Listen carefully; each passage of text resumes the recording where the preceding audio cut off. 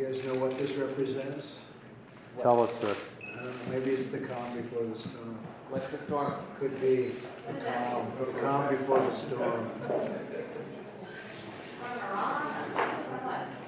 What storm is We have the world's great military people in this room, I will tell you that. And we're going to have a great evening. Thank you all for coming. What storm, Mr. President? You'll find out.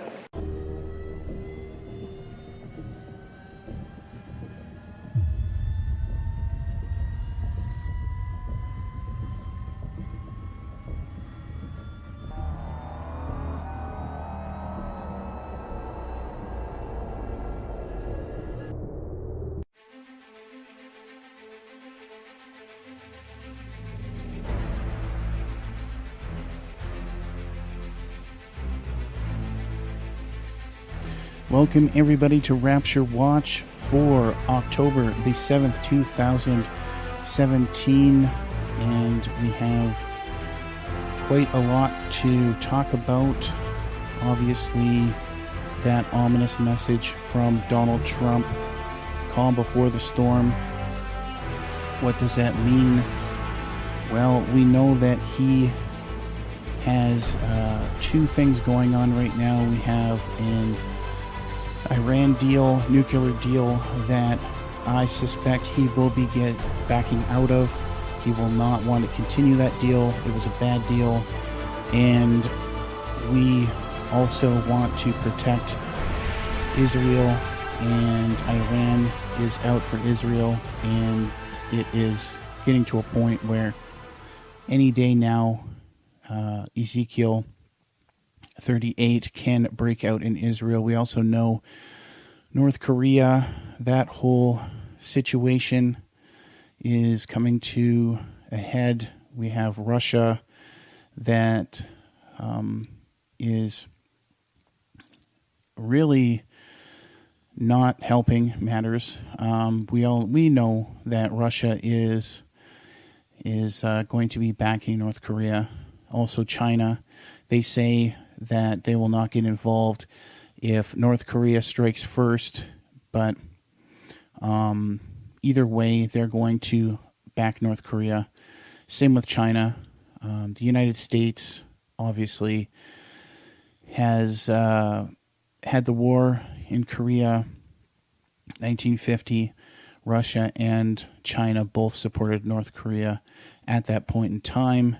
We know these are communist countries, and they are not on the side of the United States, even if they pretend that they want to be cooperating with people. And we all know it's a farce. We know that the United Nations is a farce. They have it out for Israel, and it's only a matter of time before this all goes down. And I truly believe it's going to go down once we're out of here, and we can see the writing on the wall everywhere that the time is short. And so that's what we got to do, is we got to keep our eyes to the Lord and not our own understanding. For his timing, we understand that this is going to happen at an appointed hour, and that doesn't mean feast days, it doesn't mean new moons, it doesn't mean anything but what the Lord has for an appointed time. Nobody knows the day or the hour, not the angels, Jesus, only the Father knows. And we have so much of past date sets and history there to know that he's going to come at a time that we don't expect. Okay? And we're in a war here. We're in a spiritual war. And the enemy is going around like a roaring lion, okay, seeking who he will devour. And when we have an enemy that is trying to kill us, trying to deceive us, trying to do all he can to destroy the people, why would God give us any kind of idea when the return will be, and give the enemy any kind of tactical awareness? You know what I mean? So we have to look at this as warriors, as spiritual warriors. That's what we are. And every day that we're here, we have to make sure we spread the good news and lead as many to the Lord as possible.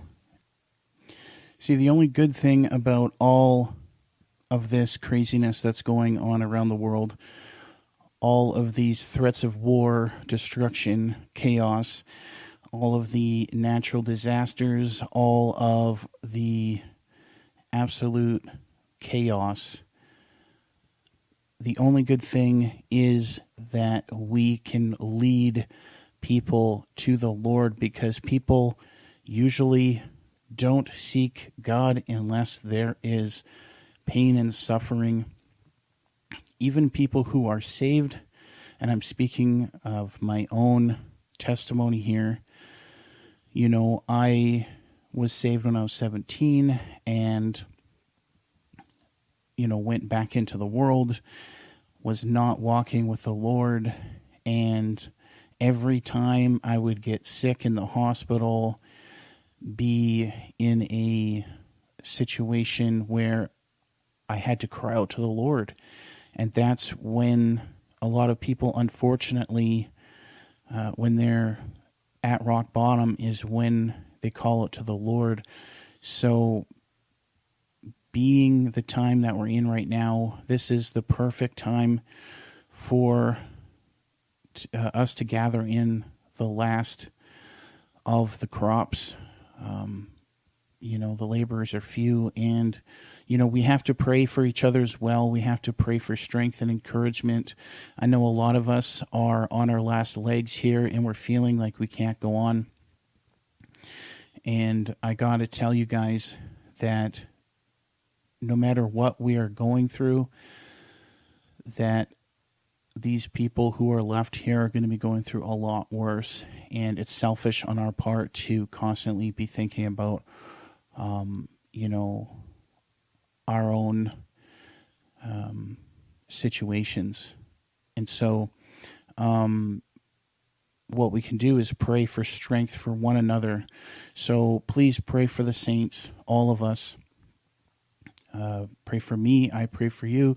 Let's do this. Let's give each other strength and encouragement. We are to encourage each other as we see that day approaching. And let's also try and balance ourselves out, because we do see the day approaching. We see all the signs. We see all of the road markers, and that we're getting closer and closer. Pretty soon Damascus is going to be a ruinous heap. The Antichrist will be revealed, and it's all going down. We can see it. But this is a time when we must pray for each other, pray for the lost, and put on Christ and have that peace and balance of the excitement of going. But let's not faint. Let's pray for endurance for all of the saints, encouragement, love. And, the Lord is the same yesterday as he is today, and he's never going to change. I believe that he is going to be working actively in our lives to bless us, to give us peace, to show his love even in the most craziest situations. And I know that all of you guys are at that point of fatigue. When is he coming? Don't think of it as a thing of oh, I wish he'd just be here. Think of others. When you're feeling that, just think of others who are lost, and that will encourage you and also let you know where the Lord's coming from. He doesn't want to see any perish, guys. He doesn't want to see any perish. So let's pray according to his will. Let's be an encouragement, be the salt and light of the earth, and just show his love and his heart. So that's going to do it for today's message. If I don't see you guys in the clouds tonight, I'll have another message for you very soon. Peace be with you.